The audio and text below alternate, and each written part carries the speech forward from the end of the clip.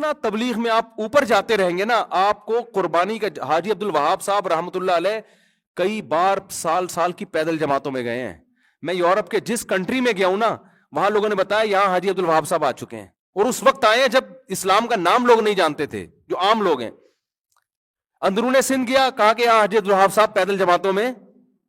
بھائی اندرون سندھ بھی گئے ہیں، ناروے بھی گئے ہیں، سویڈن بھی گئے ہیں، ڈنمارک بھی گئے ہیں، بلوچستان کی پہاڑیوں پہ بھی گئے ہیں. یہ کیا تھے؟ پوری جماعت کے امیر. تو امیر کی یہ قربانی تھی، آج اس کی برکتیں ہمیں نظر آتی ہیں. تو اس لیے ہمت کر کے تھوڑا سا ان غریبوں مسکینوں کو بھی جا کے دیکھ لیا کرو. تھوڑا سا سیاست سے دماغ کیا ہوگا؟ کوئی آرمی چیف کو گالیاں دے رہا ہے، کوئی عمران خان کو گالیاں دے رہا ہے، کوئی جے یو آئی کو کر رہا ہے، کوئی مسلم لیگ کو کر رہا ہے. سوشل میڈیا پہ جاؤ تو سوائے گالیوں کے اور اس سے آپ کے اخلاق خراب ہونے کے علاوہ کچھ بھی حاصل نہیں ہو رہا. اور بہت سے الزام ہم بے تحقیق لگا رہے ہوتے ہیں جن کا قیامت میں ہمیں جواب دینا پڑے گا. ایسے الزام لگاؤ جو قیامت میں افورڈ کر سکو، اس لیے لگاؤ ہی نہیں کسی کے اوپر. کسی کے سربراہ کو برا مت بولو، برا بولو گے تو پھنسو گے، آپ چپ رہو گے تو نہیں پھنسو گے. نہیں یاری بات سمجھ. اللہ میاں آپ سے قیامت میں نہیں پوچھے گا تم نے کیوں آرمی چیف کو برا بلا نہیں کہا، تم نے کیوں فلانے پی ٹی آئی کے سربراہ کو برا نہیں کہا. آپ کہو گے اللہ میرے پاس اتنی تحقیق نہیں تھی جتنی ہونی چاہیے تھی. تو بخشے جاؤ گے آپ. اور اللہ نے پوچھا اچھا تم نے مسلم لیگ کے فلانے کو برا کیوں کہا تھا، آپ نے پی ٹی آئی کے سربراہ کو برا کیوں کہا تھا، آپ نے جے یو آئی کے سربراہ کو برا کیوں کہا تھا، آپ نے چیف آف آرمی کو برا کیوں کہا تھا. آپ کہیں اللہ میں نے اس کا بیان سنا تھا صحافی کا، اس نے ایسی زبردست رپورٹ پیش کی تھی. اللہ کہیں گے آپ کیا رپورٹوں کے ماہرین ہو؟ ہیں بھائی، رپورٹ تو وہ والے بھی پیش کر رہے تھے، ان کو سنا تھا آپ نے. باجوہ پہ الزام لگے تھے تو باجوہ سے آپ نے کلیئر کیا تھا کہ یہ الزام صحیح ہے یا نہیں. عمران خان پہ الزام لگے تھے تو جب تک بالمشافہ ملاقات نہ ہونا، میرا یہ تجربہ ہے، انسان کسی پہ نہ الزام لگائے نہ کسی کی حمایت کر. ہم نے بسا اوقات دیکھے کسی شخصیت پہ، چاہے وہ عمران خان ہو، چاہے وہ مسلم لیگ کے سربراہ ہو، نواز شریف ہو، کوئی بھی ہو، آپ جب تک براہ راست نہیں ملتے آپ کوئی اسٹیٹمنٹ نہیں دے سکتے. کیونکہ بعض دفعہ الزام لگ رہا ہوتا ہے، جب آپ متعلقہ شخص سے پوچھتے ہیں نا تو پتہ چلتا ہے حقیقت کچھ اور یہ صحابہ کے دور سے ہوا ہے. حضرت عبداللہ بن عمر کے پاس ایک شخص آیا، پروپیگنڈا ہوا تھا حضرت عثمان کے خلاف، حضرت خوارج نے حضرت عثمان کے خلاف پروپیگنڈا ہوا. اتنا پروپیگنڈا ہوا کہ شام سے ایک شخص آیا عبداللہ بن عمر کے پاس اور کہنے لگا حضرت عثمان جن کی آپ بڑی تعریفیں کرتے ہیں، ان میں تو 3 بڑی بڑی برائیاں تھیں. ایک غزوہ احد میں وہ فرار ہوئے تھے، غزوہ احد میں وہ سب صحابہ کے قدم اکھڑے تھے تو حضرت عثمان بھی تھے. نمبر 2 بیعت رضوان میں وہ کیوں شریک نہیں تھے؟ 1400 صحابہ نے بیعت کی نبی کے ہاتھ پہ اور عثمان نے بیعت. یہ پروپیگنڈا ہے یا نہیں ہے؟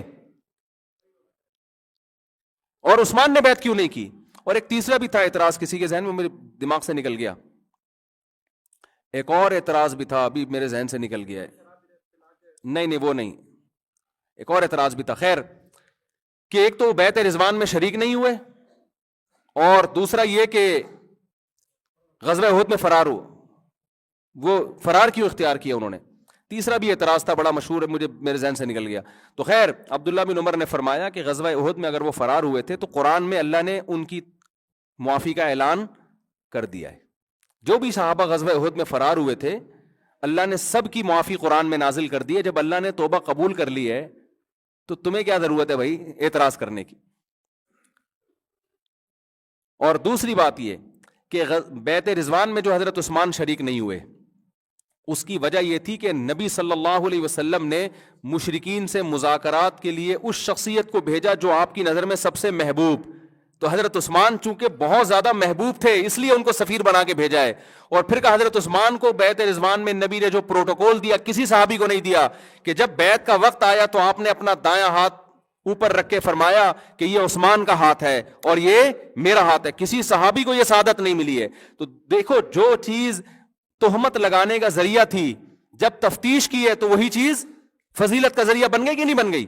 تو عین ممکن ہے آپ چاہے پی ٹی آئی کے سربراہ ہو، چاہے مسلم لیگ کے ہو، چاہے جے یو آئی کے ہو، چاہے چیف آف آرمی ہو، کوئی بھی ہو، جو الزامات جس پہ لگ رہے ہیں ہو سکتا ہے وہی الزام اس کی خوبی ہو، لیکن جب تک آپ بالمشافہ نہیں ملتے اس وقت تک آپ کوئی رائے قائم نہیں کر سکتے. اس لیے سوشل میڈیا پہ ان اینکروں کو چھوڑ دیں ایک دوسرے پہ تہمتیں لگانے کے لیے. خدا کے لیے آپ اپنی زبانوں کو ان غیبتوں اور بہتانوں سے آلودہ مت کریں جو نفرت کا ماحول پھیل رہا ہے نا ہمارے کنٹری میں. سیاست کو اعتدال میں رہنے دیں. کوئی اس کو ووٹ دے دے ٹھیک ہے بھائی, اس کو دے دے ٹھیک ہے. نہ کوئی امام مہدی ہے اس کنٹری میں اور نہ کوئی دجال ہے. نہیں یہ بات سمجھ میں, دجال جب آئے گا نا, نہ کوئی اتنا برا ہے کہ آپ اس کو دجال والے احکامات اس پہ جاری کر دیں, اور نہ آپ کا لیڈر امام مہدی جیسا ہے کہ کوئی اس پہ انگلی اٹھائے تو ایک دم آپ کے منہ سے غصے میں جھاگ نکلنا شروع ہو جاتا ہے. آپ کبھی بول دو عمران خان کے خلاف کوئی لفظ بول دو تو پی ٹی آئی والوں کو جھاگ دیکھو منہ سے کیسا نکلتا ہے ان کے, جیسے آپ امام مہدی کے ہاتھ میں بیعت کر لی آپ نے. اور اگر مسلم لیگ کے خلاف بول دو تو مسلم لیگیوں کا آپ حالت دیکھو یار کیا ہو جاتی ہے. بھائی اعتدال پیدا کرو یار, لیڈر ہیں آپ کے, اچھے بھی ہو سکتے ہیں تو کچھ خرابیاں بھی ہو سکتی ہیں, بس اتنا, اس سے زیادہ نہیں. اور تعریف کر دو آپ عمران خان کی, تھوڑی تعریف کر دو اپوزیشن کے سامنے تو ان کے منہ سے جھاگ نکلنا شروع ہو جاتا ہے جیسے پتہ نہیں کیا کر دیا یار, کچھ تعریف نہیں ہو سکتی کیا ایک انسان میں. اور اگر آپ نواز شریف کی تعریف کر دو نا پی ٹی آئی والوں کے سامنے, وہ تعریف کرنا آپ کے لیے عذاب جان بن جاتا ہے. اور بھائی ایک آدمی کے آپ کے خیال میں اگر برا ہے تو کیا کوئی خوبی نہیں ہو سکتی اس کے اندر؟ اتنی نیگیٹیوٹی ہماری کنٹری میں پھیل رہی ہے, اتنا سوشل میڈیا میں گالیوں کا ایک بازار گرم ہے میرے بھائی, نہ اس سے ہماری قبر کو فائدہ ہونے والا ہے نہ ہمارے کنٹری کو فائدہ ہونے والا ہے. لڑتے لڑتے وہ ہے نا, ہم بچپن میں ایک شعر پڑھا کرتے تھے, ایک تھا تیتر ایک بٹیر, ایک تھا تیتر ایک بٹیر, لڑنے میں تھے دونوں شیر, لڑتے لڑتے ہو گئی گم, ایک کی چونچ ایک کی دم. تو پی ٹی آئی والوں تمہاری بھی چونچ غائب ہونے والی ہے اور مسلم لیگوں کی بھی دم غائب ہونے والی ہے. اور جتنی سیاسی جماعتیں اس طرح لڑ رہی ہیں, پھر فوج کے خلاف ایک مہا, سب لڑ کے ویسے ہی ملک کا مزید ستیہ ناس. تو میں نہیں کہہ رہا کہ آپ اختلاف نہ کرو, اس اختلاف کو لگام دینے کی ضرورت ہے. پی ٹی آئی والے اپنے اندر تحمل پیدا کریں. اگر کوئی عمران خان پہ کوئی تھوڑا سا طنز کرتا ہے تو آپ کہیں کہ بھائی ہمیں آپ کی رائے سے اختلاف ہے, ہمارے لیڈر بہت اچھے ہیں, ٹھیک ہے کچھ خرابیاں بھی ہو سکتی ہیں لیکن ہمیں اختلاف ہے بس. اور اگر کوئی پی ٹی آئی والا نواز شریف پہ طنز کرتا ہے تو مسلم لیگ والے بولیں کہ بھائی ٹھیک ہے, ہم نے کب کہا کہ وہ فرشتے ہیں, لیکن آپ کی رائے سے ہمیں اتفاق نہیں. اس سے زیادہ آگے نہ سیاست دانوں کو لفٹ کراؤ اور نہ اپنے لیڈروں کو فری کراؤ. سمجھتے ہو یہ جذبات امام مہدی کے لیے رکھ دو آپ. جب وہ آئیں گے نا پھر ان پہ کسی کو طنز کی اجازت نہیں ہوگی, وہ تو اللہ کی طرف سے ایکٹڈ ہوں گے نا. جب تک نہیں آ رہے تو ہم جیسے ہی لوگ ہیں بھائی. وہی بس چھوٹا سا ایک واقعہ بتا کے بات ختم کرتا ہوں. وہ ایک ہارون رشید جو ہے نا خلیفہ, وہ جا رہا تھا بڑی شاہی سواری میں نا, تو آج کل لوگ سیاسی لیڈروں کو بہت برا بھلا بھی کہتے ہیں, تو اتنا بھی برا بھلا مت کہو بھائی, اتنا بھی نہیں کہو, تھوڑا سا اعتدال سے کام لو. کچھ خوبیاں بھی ہوتی ہیں, ہر ایک میں ہوتی ہیں. تو وہ کیا ہے کہ وہ ایک ہارون رشید جا رہا تھا گھوڑے پہ, تو بڑی جاؤ جلال والی سواری. تو ایک شخص نے لگام پکڑ کے بولا کہ تو زیادہ بہتر ہے یا عمر بن خطاب بہتر تھے؟ اس نے کہا ظاہر ہے عمر بن خطاب بہتر تھے. انہوں نے کہا ان کے تو کپڑوں پہ پیوند لگے ہوتے تھے, وہ تو گدھے کی سواری پہ ہوتے تھے, کوئی پروٹوکول بھی نہیں ہوتا تھا, اور تو ان سے کمتر ہو کے یہ جاؤ جلال, تجھے شرم نہیں آتی؟ انہوں نے کہا عمر بن خطاب کی حکومت تھی ابو ہریرہ جیسے مسکینوں پر.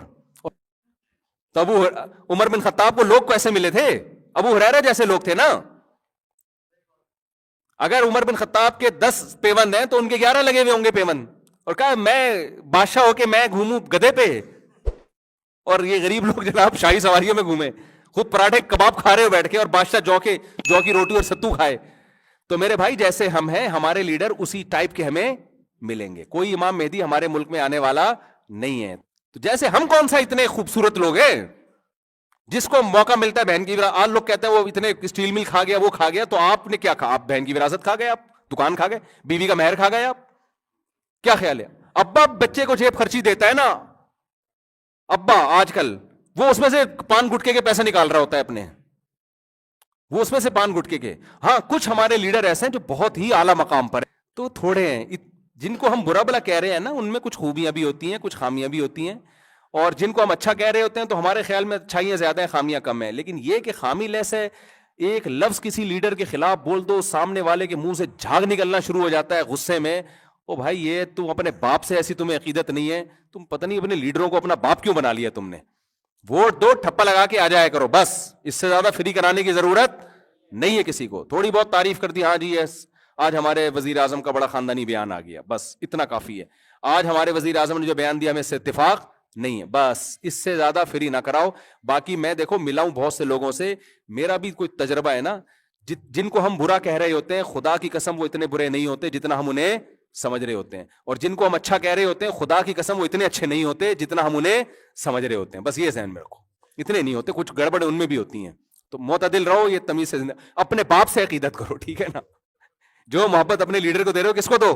اپنے باپ کو دو. باپ جیسا بھی ہو چرسی بھی ہو نا تو شریعت کہتی ہے تمہارا باپ ہے, تم نے اس کو محبت دینی ہے. جو محبت باپ کو دینی ہے وہ اپنے باپ بیٹے میں لڑائیاں ہوئی ہیں, ایک جے یو آئی کا اس کا مسلم لیگ کا تھا, ایک پی ٹی آئی کا. باپ بیٹے میں لڑائیاں, ابھی کل کیس آیا میرے, گولیاں چلی ہیں. تو چھوڑا یار, کیا کر رہے ہو تم, پتہ نہیں کس چکر میں پڑ گئے تم.